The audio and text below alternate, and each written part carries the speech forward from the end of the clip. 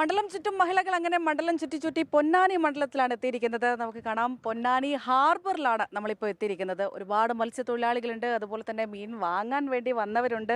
നമുക്കറിയാം, നാട്ടിൻപുറത്തിലേക്കൊക്കെ വന്നാൽ ഏറ്റവും കൂടുതൽ രാഷ്ട്രീയമൊക്കെ സംസാരിക്കുന്നത് കാണുന്നത് ചായക്കടകളിലും അതുപോലെ തന്നെ മാർക്കറ്റുകളിലും ഒക്കെ തന്നെയാണ്.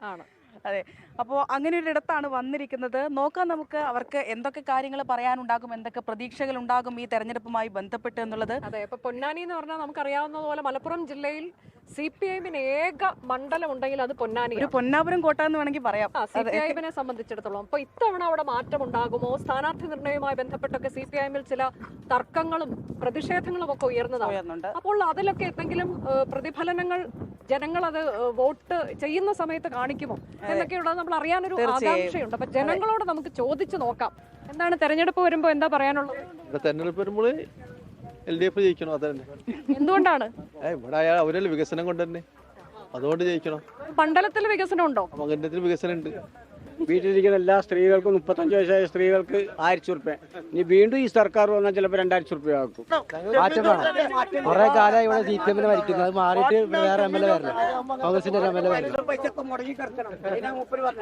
എന്തുകൊണ്ടാണ് മാറ്റം വേണമെന്ന്? ഇവിടെ വികസനം ഇല്ല, നാട്ടിൽ വികസനം സാധനം ഇല്ല. ഇതുപോലെയൊക്കെയുള്ള പോലെ പോയാൽ മതി. നന്നായിട്ടാണ്. പിന്നെ ഹാപ്പിയാണ് ഞങ്ങള്. കേരളത്തിലെ LDF ഫുള്ളായിട്ട് പോകും. പിണറായി വരെ ജയിക്കും തോന്നില്ല. ഉമ്മാനോട് ഞാൻ UDF-ന് വോട്ട് ചെയ്യണമെന്ന് പറഞ്ഞപ്പോ എന്നോട് പറഞ്ഞല്ലോ, നീ നിന്റെ പണി നോക്കൂടി, 2000 രൂപയാണ് ഞങ്ങൾക്ക് കിട്ടണേ. അതുകൊണ്ട് LDF തന്നെ വരണമെന്നാണ് ഇവിടുത്തെ ബഹുഭൂരിപക്ഷം. ചേട്ടന്റെ അഭിപ്രായം എന്താ? എന്റെ അഭിപ്രായം തന്നെ ഞാനിപ്പോ LDF വരണം. പിന്നെ ഇങ്ങനെ UDF അല്ലാതെ മാത്രം UDF വരാൻ വേണ്ടി മട രണ്ടുകൊണ്ട് മാറി വരണതല്ല. 5 കൊല്ലം UDF, 5 കൊല്ലം LDF. എത്ര ഭരണം നല്ലതായിക്കാനാലും അങ്ങോട്ടും ഇങ്ങോട്ടും മറിഞ്ഞിട്ടാണ് നിൽക്കണേല്. ഏറ്റവും നല്ല ഭരണം കാഴ്ചവെച്ചതല്ലേ UDF, ഉമ്മൻചാണ്ടി. തുടർഭരണം പ്രവചിക്കുന്ന നിരവധി ആളുകളുണ്ട്.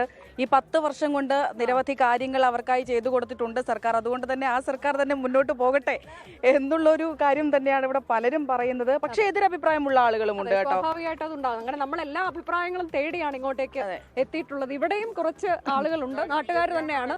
തെരഞ്ഞെടുപ്പൊക്കെ അടുത്തു, എങ്ങനെയാണ് പ്രതീക്ഷകളൊക്കെ? എങ്ങനെയാണ്, എന്ത് പ്രതീക്ഷ? നിങ്ങൾ ഒരു മാറ്റം ഉണ്ടാവോ?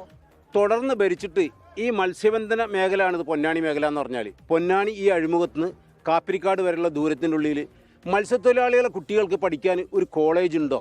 ഇത്രയും കാലത്തിൻ്റെ ഉള്ളിൽ മത്സ്യത്തൊഴിലാളികളെ കുട്ടികൾക്ക് പഠിക്കാൻ സർക്കാരിൻ്റെ ഒരു ഹൈസ്കൂളുണ്ടോ ഈ പ്രദേശത്ത്? തെരഞ്ഞെടുപ്പ് വരുന്ന സമയത്ത് 3 സ്ഥാനാർത്ഥികളുണ്ടല്ലോ, അതിൽ ആര് വിജയിക്കണം എന്നാണ്? UDF വിജയിച്ച് നൗഷാദ് അലി വരണം എന്ന് വെച്ചാൽ ഇവിടുത്തെ പാവങ്ങളുടെ കണ്ണീരൊപ്പുന്നുണ്ട്.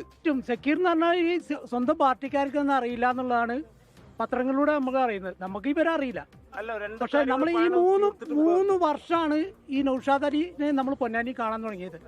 ഇപ്പൊ പൊന്നാനിയുള്ള ഏതൊരു കുട്ടിക്ക് പോലും ഈ നൗഷാദ് അലി എന്ന് പറഞ്ഞ വ്യക്തിയെ തിരിച്ചറിയാം. അപ്പൊ എന്ത് വേണം? അപ്പൊ ഇവിടെ MLA ഉണ്ടാ, ജനങ്ങളെ വിഷയത്തിൽ പറയാൻ ഊന്നി പറയാൻ MLA ഉണ്ടാ, ഹോസ്പിറ്റലിൽ നല്ല സംവിധാനങ്ങളുണ്ടാ, ഗുളികളുണ്ടാ, ഒരു ഗുളിയുണ്ട് 2 ഗുളിയില്ല. അതെ, നമ്മൾക്ക് ഏറ്റവും ജീവിതത്തിൽ ഏറ്റവും വലിയ സ്വപ്നമാണ് ഒരു വീട് എന്നുള്ളത്. മറ്റേ ഫ്ലാറ്റ് കൊടുത്തിട്ടുണ്ട്, ആ ഫ്ലാറ്റിൽ വെള്ളമില്ല, ചുമരുകളാണെങ്കിൽ വിണ്ടിട്ടുണ്ട്. ലൈഫാണോ? ലൈഫ് പദ്ധതി ഉണ്ട്, അതൊക്കെ ഭയങ്കര മോശം. ഇവിടെ 5 ലക്ഷം വീടുകൾ കണക്ക് പറയില്ലേ? ഒരു CM ഫയർ ആക്ട് പ്രകാരം ആ ഇവിടെ ഫ്ലാറ്റ് എടുത്തതിൽ ആ ജിയോളജി അത് നമ്പർ വരെ കൊടുക്കിട്ടൂല. അവർക്ക് നമ്പറില്ല, അത് വാസയോഗ്യ സ്ഥലവുമല്ല, ചളിയിലാണ് വീട് എടുത്തത്. ഈ മത്സ്യത്തൊഴിലാളികളെ ഇവിടെ വോട്ട് പിടിച്ചിട്ട് ഭീമമായ സംഖ്യ സർക്കാർ ഈടാക്കുന്നുണ്ട്. അത് ഞങ്ങൾക്ക് ഭയങ്കരമായ ക്ഷീണം തന്നെയാണ്. ഞങ്ങൾ ഇവിടെ MP ഉണ്ട്, MLA ഉണ്ട്. MLA മാക്സിമം ഇവിടെ ചെയ്യുന്നുണ്ട്. പിന്നെ ലൈഫിന്റെ വീടിന്റെ പണി എടുക്കുന്നുണ്ട്. ആ പണിയിൽ അത്യാവശ്യം എല്ലാവരും ജീവിക്കുന്നുണ്ട്. പിന്നെ വലിയ ബിൽഡിംഗ് എടുക്കുമ്പോൾ ചില നൂതനകൾ ഉണ്ടാവും. വെള്ളത്തിന്റെ പ്രശ്നം ഉണ്ടായി, വെള്ളത്തിന്റെ പരിപാടി ഉണ്ടാക്കി, വെള്ളം ശുദ്ധി മാറ്റം വേണ്ട. സർക്കാരും നിലനിൽക്കും. അസംബ്ലി മണ്ഡലത്തിന്റെ സെക്രട്ടറി ആയിട്ട് തെരഞ്ഞെടുത്ത ആൾ ഇന്ന് രാജിവെച്ചിരിക്കുകയാണ്. അയാൾക്കൊക്കെ കൊടുക്കാൻ ഞങ്ങൾക്ക് സമ്മതമാണ്. എന്താണ്? 2 പക്ഷത്ത് നിൽക്കുന്ന ആളുകളുണ്ട്. ഈ പറയുന്നത് പോലെ വികസനം വന്നിട്ടുണ്ട്, അവർക്ക് വേണ്ട കാര്യങ്ങളൊക്കെ കിട്ടിയിട്ടുണ്ട് എന്ന് പറയുന്ന ആളുകളുണ്ട്. പക്ഷേ അതേസമയം തന്നെ ഇവിടെ ഒന്നും ലഭിച്ചിട്ടില്ല, അവരുടെ പ്രാരാബ്ദങ്ങൾ പറയുന്ന ആളുകളുണ്ട്. തീർച്ചയായും നമുക്കറിയാം, എല്ലാവർക്കും ഒരേ അഭിപ്രായമാകണമെന്നില്ല. ഒരു രാഷ്ട്രീയമാകുമ്പോൾ ഇങ്ങനെ തന്നെ ആയിരിക്കും അല്ലേ?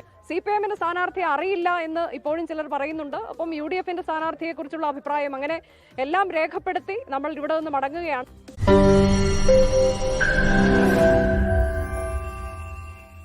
ലോകത്തെവിടെയായാലും ഏത് സമയത്തും 24 വാർത്തകളും ഓഗ്മെന്റഡ് റിയാലിറ്റി പാക്കേജുകളും എക്സ്പ്ലെയിനറുകളും വിശദമായി കാണാൻ ഞങ്ങളുടെ YouTube ചാനൽ നിങ്ങൾക്ക് സബ്സ്ക്രൈബ് ചെയ്യാം.